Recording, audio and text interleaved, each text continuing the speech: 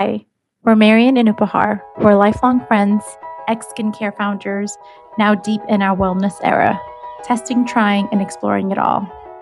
Today on this podcast, we will be talking about choosing and living with intentional words, living boldly, and exploring alternative therapies like EMDR, TRE, and Kambo. The meandering conversation. I kind of love it. There is a theme, though. There's a theme of like healing, alternative. Yeah.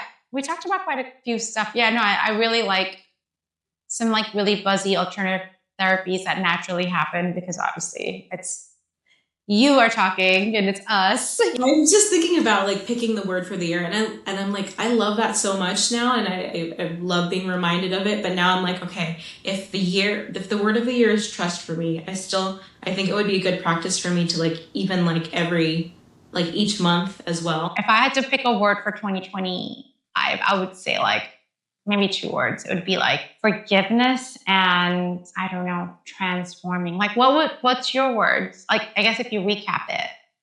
Yeah. Well, last year when I was picking it, it was authenticity. I think that it stayed on track because I've just been trying my best to follow my, what is my authentic calling? Not what I think I should be doing, not what I think others want me to do, what feels truly good to me. And that's led me to this 2026 where I'm like now on these like very, very intense inner journeys to like deepen that knowing of who I am, who am I inside. Yeah. No. But I know that I'm like, I know that I want to commit to this inner unfolding.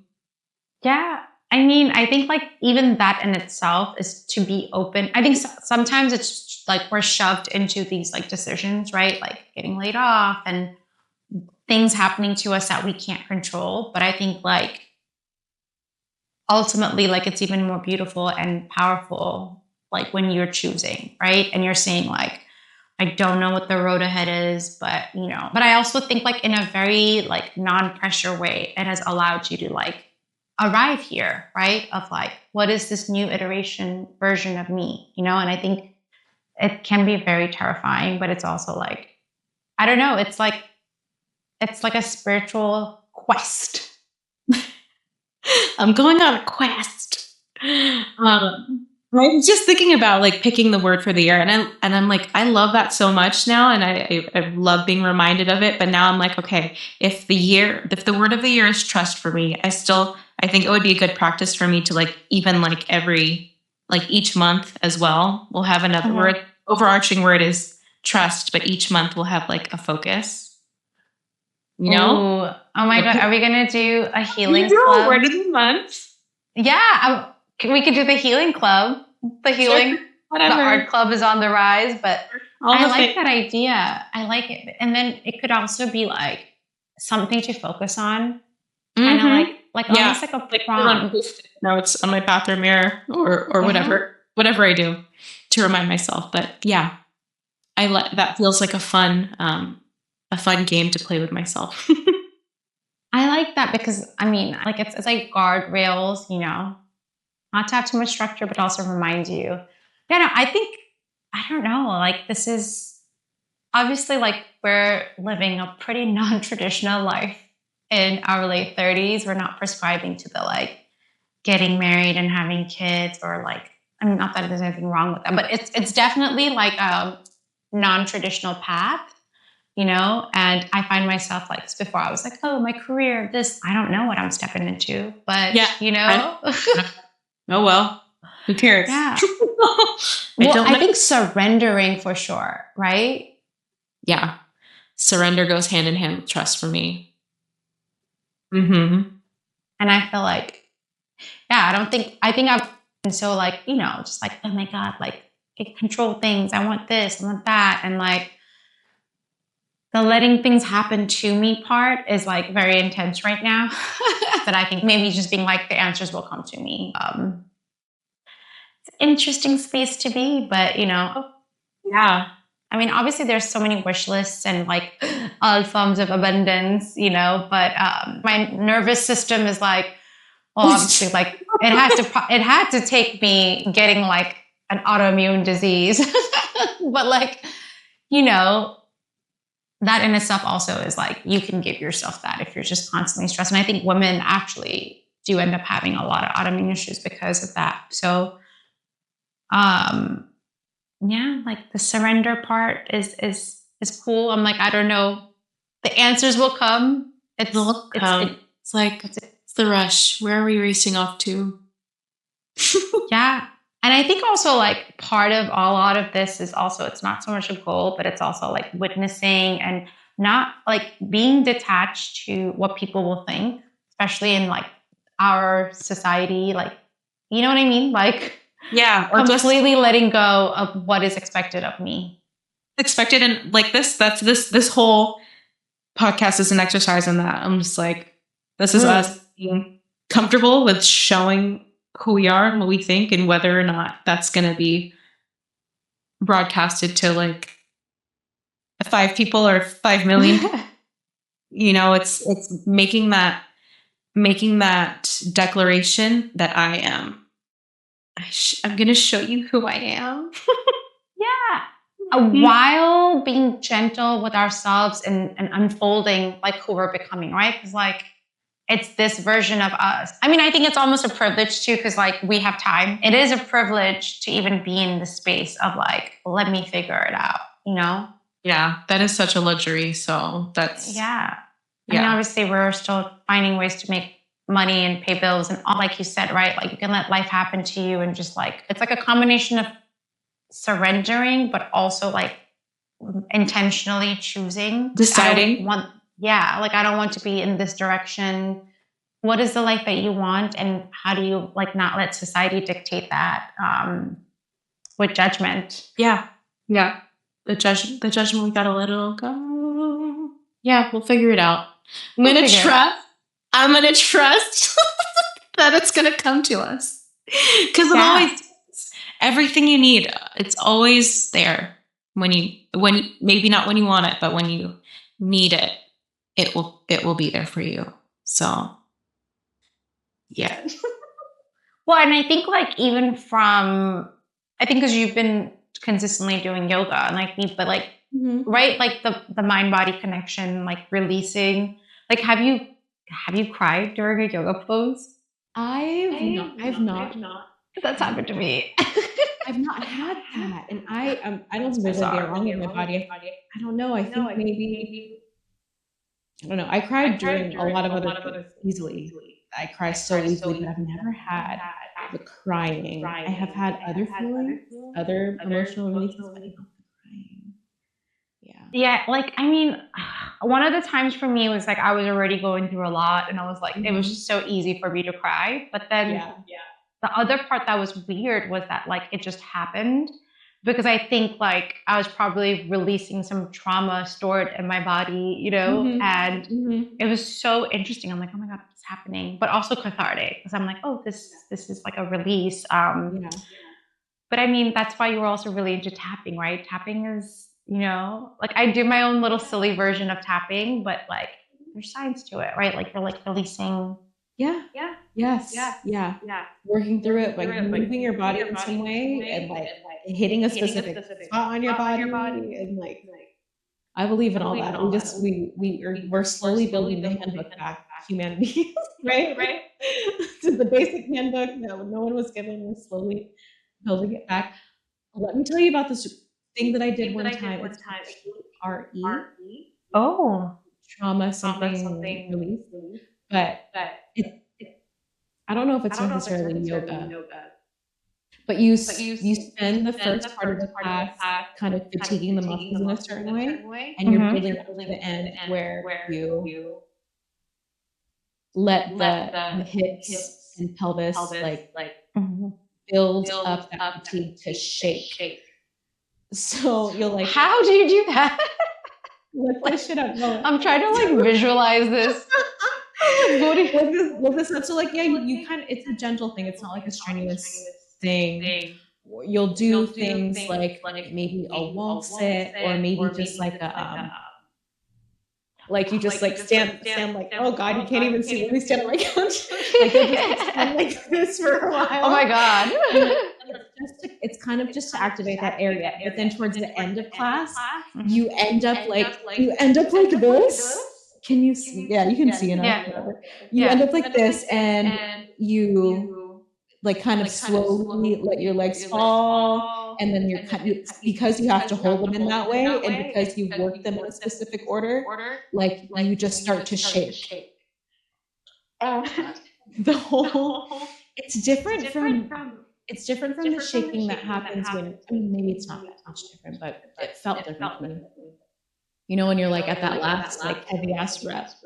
Oh yeah, you're like, Yeah. it's like a muscle thing. But you're not carrying heavy weight. It's just like, it's kind of this freeing shake, and it's supposed to help to release trauma and stress. And Did so you- much is held in that area. How did you feel afterwards? Like, did it feel like relief? Did it feel any? I was like, oh, that was I'm not sure that I can track how much was released emotionally for me, but like, who knows? It might have been one of those things where it doesn't happen immediately, but it happens like the day after. Like your body and mind catch up at different rates. Yeah. It was cool though. It was cool. It's like, it's called TRE, and you can TRE. They have it for free, obviously, on like YouTube. They'll like guide you through a sequence, but I liked it in person. It was nice. Ooh, I mean, I think it's kind of cool because you can do it at home, right? Like obviously we're really into alternative therapies, but something else that sounds a little similar to that is, have you heard of EMDR? Yes. The eye, right? It's like I need to do that. eye movement. It's also like a hack, right? Like you can go to therapy, you can do all these things, but it's almost like this hack because it desensitizes your life. But people have really said, like, especially for like PTSD, anxiety, I guess it's like hypnosis, where it's like, it's just a easier hack, right? And it makes sense. Like you're like kind of rewiring something in there. I should try it. I know that I would benefit. I've heard about it for so long and have never committed, but I should do that. Yeah. No, I mean, maybe this will be the year we'll do it and report back to the podcast. It's really interesting. Like, I don't know about ketamine. It seems very intense, but like, obviously, like, there's so many paths to like how you can like, find healing, and like to each their own. But I think these are cool too, because like, like you're not taking any medication. It's just the eye therapy, you know? And so to you, TBD, we'll see. We'll see.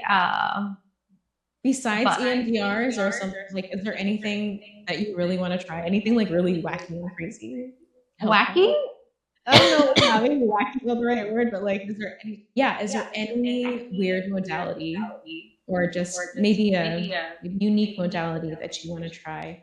Well, I guess I've microdosed mushrooms, but I actually fully haven't tripped. Oh, yeah. Well, like, have like a big dose and like talk to your ancestors. I need to do that too. Girl, maybe we'll do it together. Because, you know, you're my safe space. Yeah. No, we can't both. Somebody's got to.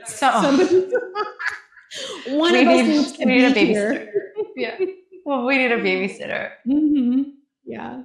But like, I didn't ever feel like before, like, you know, with the trauma and stuff, I was always scared to do like anything hallucinogenic, you know? I'm like, I don't think like I've dealt with things in a way to escape there. And that was like, and always in the back of my head that I would probably have a bad trip because but at the same time, if you face it, I've heard people have just like, things have clicked for them. But now I feel like I'm in a pretty good place. Like I've taken enough to like see like, I don't know, pink skies, but not like a full trip, you know? That and ayahuasca. You think you're ready for ayahuasca? No, I don't know about ready, but I want to try. Oh, you want to try For ready? I don't think anybody's ever ready. I'm personally, I've toyed back and forth with the thought in my head, and I don't know if I'm not sure if my brain can handle that. I mean, it's a lot. Yeah. I mean, you're like in the void facing yourself, right? It's like very intense. Yeah. What was that thing you did recently though? The like frog? Well, yeah, I did that, but that's not, it wasn't like, I was like, I don't know if I can do that, but I'm like, I'll fuck with the other frog, just not that frog. No, so what I did was called Kambo. Kambo, and it is more of a physical cleanse, although there are like mental benefits, but it's not psychedelic. You spend an hour having like a fever, basically. Basically have a 1 hour fever, and then it ends with you like either shitting or throwing up. But it's the way, of course, the way that release. The shaman explains to you like the original peptide treatment. The Amazon, so it gives your body this huge boost of like all the peptides that it needs to be running at like optimal state. So it resets your body in that way, and then it cleans everything out as well. So like parasites, mold, pathogens, all those things, they come right out of you.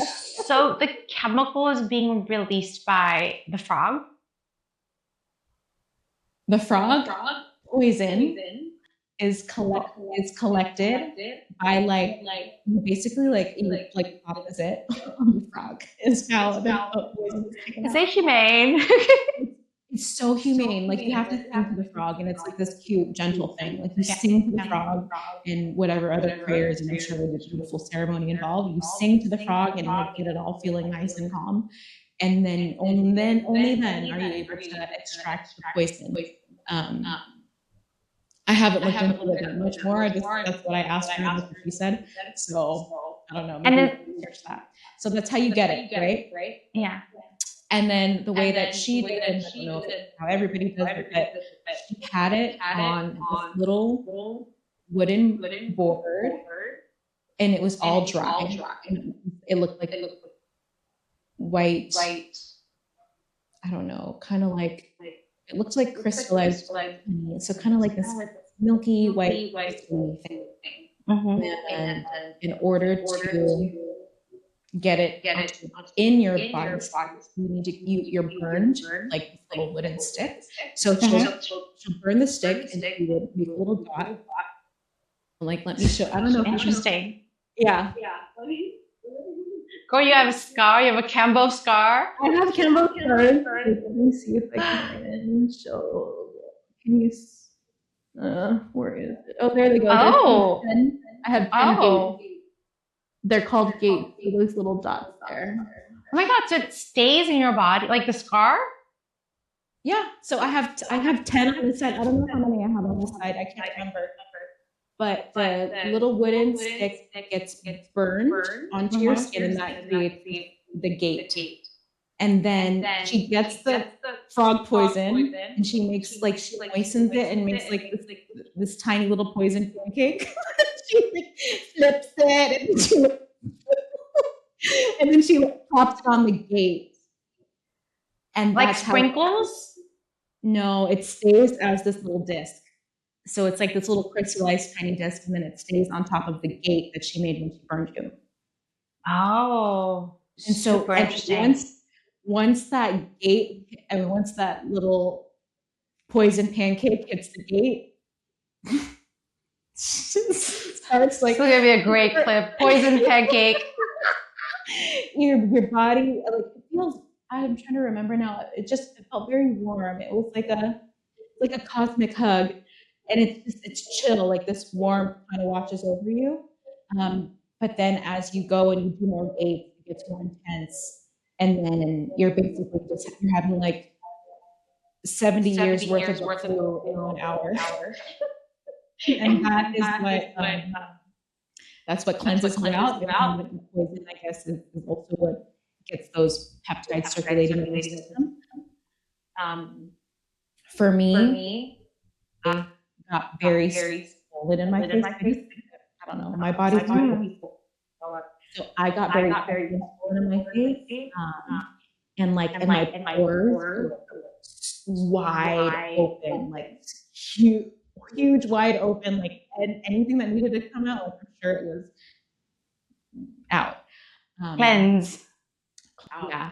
And I was fine for most of it until like I was like, oh, this is fine. Like the heat would go up and down and it kind of washed over me, and I would feel my heart beating really fast. Intolerable to me, but I have high tolerance for weird sensations in my body. So, but then it was all fine until it wasn't fine. Like it hit me all at once, and I was like, oh, I'm ready to go. Like I'm ready to take myself to the bathroom. Like it's time to go. And then it just like how quickly? No, it took about an hour. Okay, yeah. It took about an hour, and she's constantly making more gates on you. I wouldn't say constantly because there's 10 on my arm. But the first session was maybe like 5 or 6 gates. And so I did it 3 days in a row. And was this one-on-one, or were there like several people? I did it with it can be one-on-one, but because me and the friend were so close, she was comfortable serving both of us together. The second time I did it, it was 3 of us. No, it's also only because she felt comfortable serving us as a group. She would typically, if she didn't know you or how you react, she would only do it one-on-one to be able to like monitor you closely. Yeah, I mean, it's like technical questions because I'm like, ooh, you need a lot of bathrooms and sinks. It wasn't like it's not like everybody had to shit at the same time. It was never like that, Yeah. But it's just it was interesting to see how everybody reacted like differently, and like some people can take more gates, and some people are like they're done after like 3. It's so interesting. Yeah, I mean, I'm assuming this is like an ancient practice, right? Like culturally. Yeah. It's an Amazonian thing. And then something I was reading about it was that the warriors would do this if they were having maybe a hard time, or they were trying to over fear or something in their life like this. It would reset them to be like fearless and like on track. I was like, oh. Cool. I definitely felt fearless after that. I don't know if it was fearless because of the frog poison or fearless because I let this like random chick burn me. I literally sear your skin. Yeah, just like you're like, ooh, something's happening. No, but I mean, this is the thing, right? Like finding the way back to these old practices and rituals, and like it already existed. Like this is the incredible part. Like frog, like how did they even like come to this conclusion, right? Like it's yeah. But then like nature has everything that we need, even like with mushrooms, right? Like psilocybin. It's just so interesting that like, I mean, even like the cannabinoid receptors, like, I mean, it's getting a little bit like Avatar, but like it's so true too though, like everything, like obviously even like pharmaceutical drugs are some compounds from plants, but like just love the idea that like, everything you need is just there, in nature. Yeah, it's all here for us. And also the animals too. It's so interesting. Like, like that's so cool. Would you do it again? I would totally do it again. So I'm going. This person lives in Mexico, in Tulum, and I'm gonna be there in April. So I was like, should I get top off on my poison pancakes? Get more scars, get more battle wounds. Everything you need, it's always there. When maybe not when you want it, but when you need it, it will be there for you. So yeah.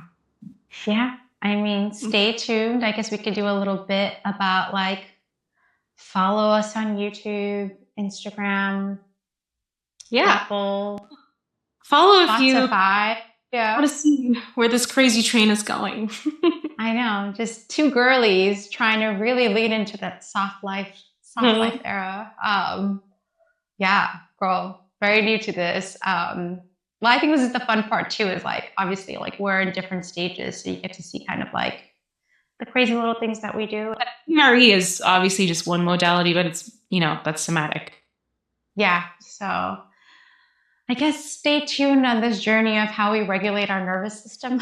Yes, that's the key to everything is your nervous system. That's absolutely the key. So, yeah, let's get regulated. That's another word. Yeah. That's another good word. Regulation. Self-regulation. Yeah, I know. All right. That felt good. That felt really good.